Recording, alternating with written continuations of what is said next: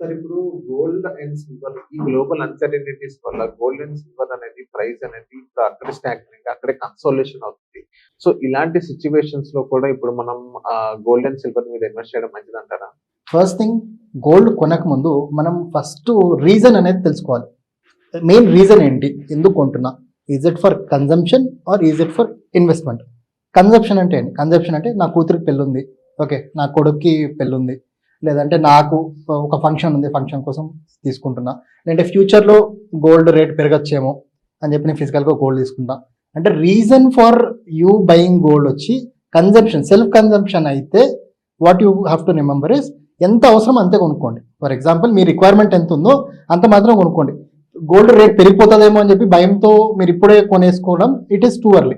అలా కాకుండా మీ exact requirement ఏంటి?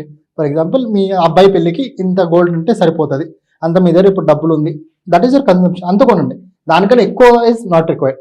ఫర్ ఎగ్జాంపుల్ దానికన్నా ఎక్కువ మీరు కొనాలనుకుంటే you come to your investment model, wherein for example మీ దగ్గర 10 lakh రూపీస్ ఉంది, దాంట్లో కన్జంప్షన్ వచ్చి మీరు 5 lakh రూపీస్ ఫిజికల్ గోల్డ్ తీసుకోండి.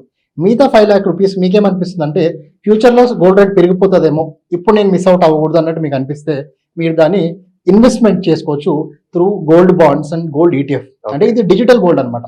ఇక్కడ డిజిటల్ గోల్డ్లో మీకు అడ్వాంటేజ్ ఏంటంటే వేస్టేజ్ అనేది ఉండదు, ఓకే, ఇన్స్టెంట్గా సేల్ అయిపోతుంది, okay, these are the advantage. Risk అనేది ఉండదు. ఫర్ ఎగ్జాంపుల్ మీరు 10 లక్షలు గోల్డ్ పెట్టుకొని you always have that tension in your house. అలా కాకుండా వాట్ యూఆర్ బేసిక్లీ డూయింగ్, సేఫ్గా మీకు ఎంత కావాలంటే మీరు కొనిపెట్టుకొని ఫిజికల్ గోల్డ్, బ్యాలెన్స్ అనేది మీరు డిజిటల్ గోల్డ్గా కన్వర్ట్ చేసుకుంటే యువర్ అడ్వాంటేజెస్ ఇక్కడ వేస్టేజ్ ఉండదు, రిస్క్ ఉండదు.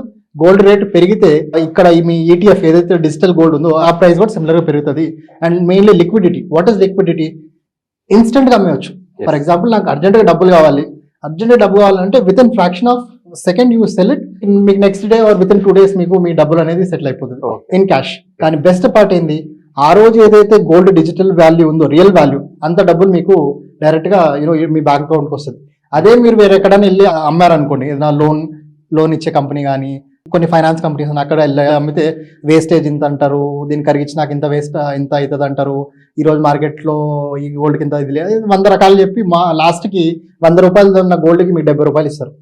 సో దానికన్నా it is very simple, investment చేయండి గోల్డ్లో, it is very good investment. But consumption మిగిలిన తర్వాత ఏదైతే బ్యాలెన్స్ అమౌంట్ ఉందో that you invest in ETFs or even in gold bonds.